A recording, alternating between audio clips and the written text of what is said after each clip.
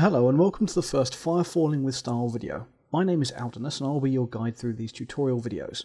I've created these videos as a way to help players new to the Firefall beta get to grips with the game basics, allowing them to hit the ground running, reducing the time required before they can stop worrying about what goes where and start assisting with the testing and bug finding.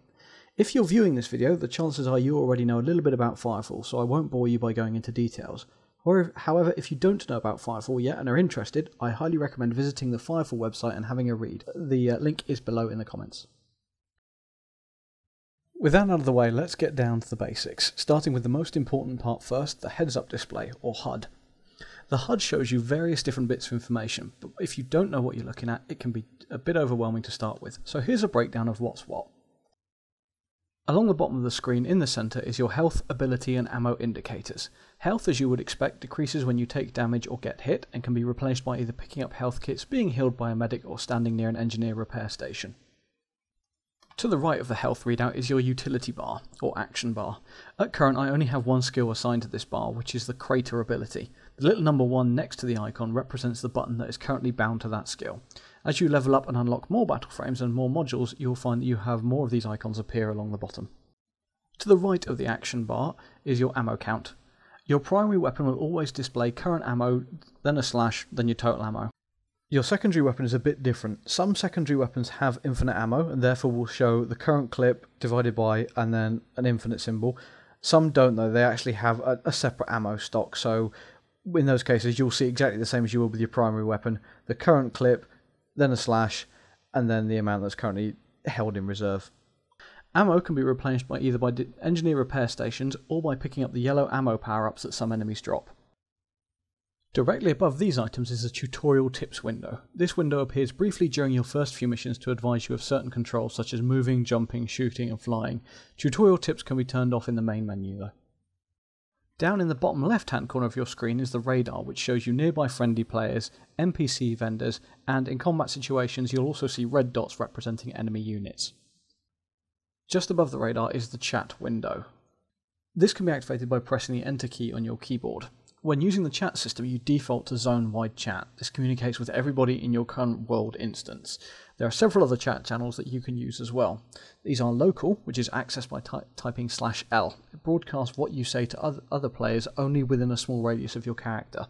If you can think of that as just talking out loud, only people within a couple of yards can hear you. The next chat channel is Squad, and this is much like party chat in games like World of Warcraft. Anyone who you've currently invited to your squad or group will see what you type in Squad, but it will only go to them, it won't go to anyone else. Squad chat itself is coloured aqua in the chat, and on the same note actually, the local chat is coloured white. There's also whispering. Much like any sort of online game nowadays, you can whisper someone by typing /W, then a space, then the player name, then another space, and then your message. And you'll see the message chat will change to say to player name. Type your message, hit enter, that'll send across to them. You can reply to messages in much the same fashion by typing / and then an R, so you don't need to keep retyping the player's name each time, you just do /R, space, it will automatically swap to reply to whoever the last person was, type your message, hit enter. If at any point in time you want to go back to the zone chat, you just need to type /Z, then a space, and you'll see the chat window will update to show zone again. This is a light brown colour. Again, once you type in there, that'll go back to everybody in the zone. Moving to the opposite side of the screen now from the chat window, we have the objective tracker. This is on the right hand side of the screen. Now in the lower right hand side you can see your current mission, any objectives that make up that mission as well as your progress through those objectives. Just above this is the notification window, which can be displayed properly by pressing the N key. It remains collapsed until you press N. Once you press N, it will become active. You will then see on screen any notifications you've got listed in there, for example any party invites and things like that. Also your current missions. What you can do is using the mouse wheel is scroll between them, and then you can either interact with right or left mouse button, so you can either dismiss them with left mouse button, I believe it is, or interact with right. It does prompt you what your options are to it. Some of them you can literally dock or undock. So for example, my current mission, the Sin uplink, has displayed on screen. Press N, highlight that, and if I press left mouse button, it will then undock it and hide it out the way for me. I then need to press N, go in, right click on it again to make it appear. So that's the notification window, and that's how that works. Above the notification window you then have the announcements window. This is where NPC dialogue will be displayed alongside that NPC's avatar. Most will be quest dialogue, but occasionally when you're out in the field you might get a member of the Accord contact you to let you know of possible world encounters that are nearby, such as chosen patrols or destroyed thumpers that need to be recovered. These world events I'll cover in more detail in a future video.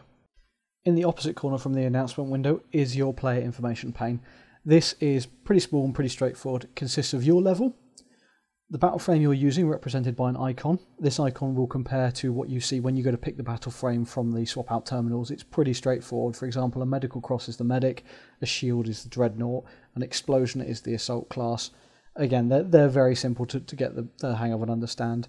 Next to that is your character name, and then just next to your character name is your experience bar. As you fight with each battle frame, you'll level it up, and that will progress up towards the end. Once it reaches the end, you'll level up and your battle frame level will increase. You'll get a few rewards and that.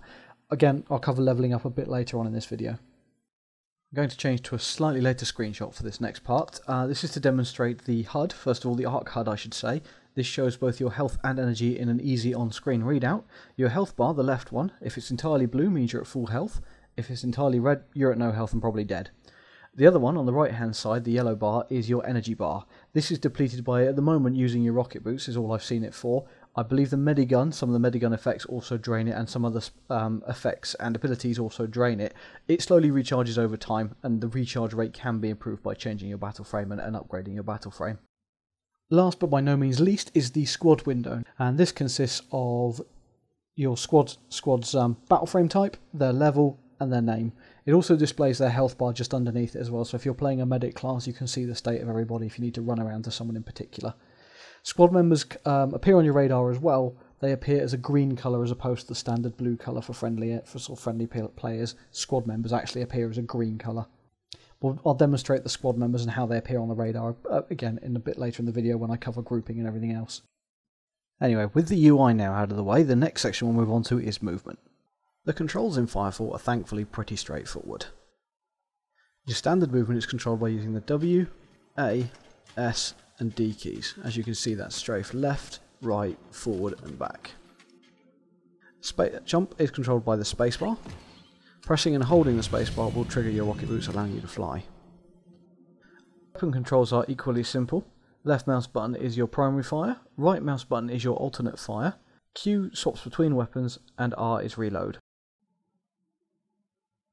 C brings up your cooldowns. As you can see here, I've got access to the scan hammer, sonic detonator and personal thumper. I can scroll between them using the mouse wheel, and when I find one I like, I just click on it to make it the active one. As you can see in the bottom corner, my number 4 key has now been bound to the scan hammer.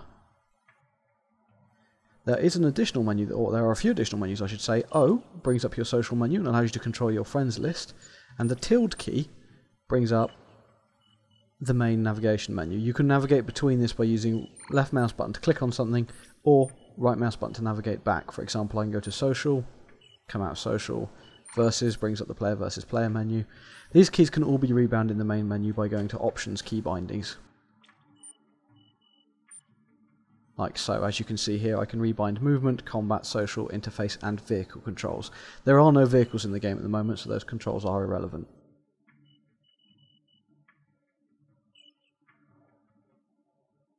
Finally, it's worth noting that X turns your flashlight on and off, which as you can see lightens the area a great deal when fighting in darkness, and F, which marks a target.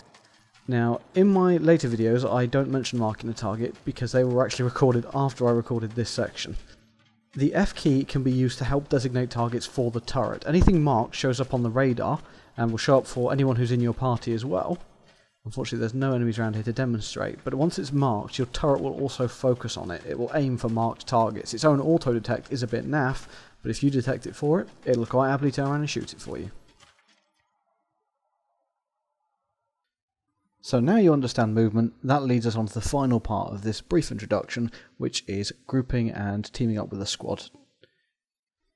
Forming a squad is relatively easy. You simply type /invite, then a space, then the player name you wish to invite to your group. They will receive a prompt telling them to accept or decline that invite. If they choose to accept, they will join your team. As demonstrated here, I've received a squad invitation. You do not receive any on-screen prompt in the beta at the moment, you just get a message in your chat box saying you've been invited to a team.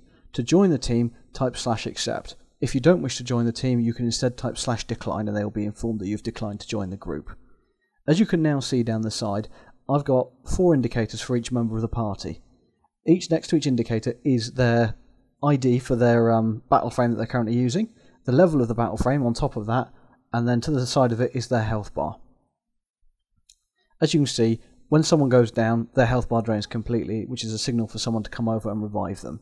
You can revive a dead party member by running up to them and just holding E, much like you can revive anyone you find downed in the field. We don't have a medic around at the moment, but a medic would run around and tend to heal everybody up by keeping an eye on their health bar in the party. Once you've had enough partying for one day, you can type /leave to leave the team. You can also quit the game or log out through the escape menu or using the /logout or /exit commands, I believe, and they will also automatically remove you from the group. And with that lesson explained, that concludes our brief introductory tutorial to Firefall. I do have a few more of these videos on the way already, one to introduce battle frames, one to introduce the glider system, and a final one to introduce, or more accurately, to guide people through the starting mission should they be struggling with them. All those will be available on my YouTube channel shortly, and if you're interested in them, feel free to come back and have a look. In the meantime, I hope to see you in the world of Firefall.